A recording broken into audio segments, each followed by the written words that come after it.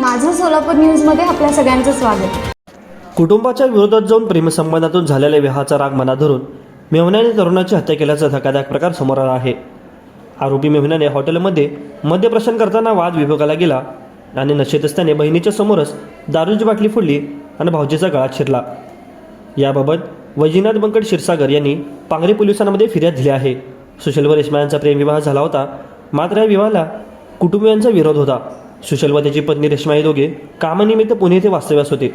सुशीलच्या मावशीच्या कार्यक्रमानिमित्त दोघे येडेश्वरी येथे आले.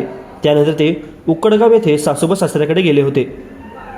आरोपी ऋषिकेशने हॉटेलवर जेवायला जाऊन सांगून रात्री 7च्या सुमारास भाऊजी सुशील, पत्नी रेश्मा, भाऊ ऋषिकेश व त्याची मैत्रीण तसेच मच्छिंद्रनाथ भीमा चव्हाण हे सर्वजण पांगरी येथील हॉटेल शिवनेरी जेवणासाठी गेले.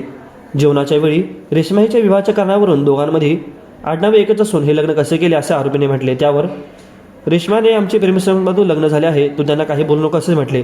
याचा राग मनात धरून त्यांच्यामध्ये वाद सुरू झाला. दोघांमधील वाद इतका विकोपाला गेला की ऋषिकेशने हातातील दारूची बाटली फोडून सुशीलच्या गळ्यावर वार केला. या हल्ल्यात सुशील गंभीर जखमी झाला व त्याच्या गळ्यातून मोठ्या प्रमाणात रक्तस्राव सुरू झाला. हॉटेल मालक अण्णा घावटे यांनी जखमी सुशीलला खासगी वाहनाने ग्रामीण रुग्णालयात दाखल केले.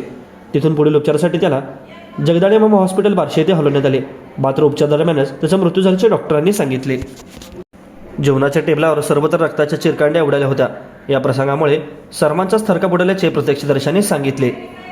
या घटनेचा अधिक तपास पोलीस करत आहेत. माझं सोलापूर न्यूज या यूट्यूब चॅनलला सबस्क्राईब करा आणि बेल आयकॉन प्रेस करायला विसरू नका.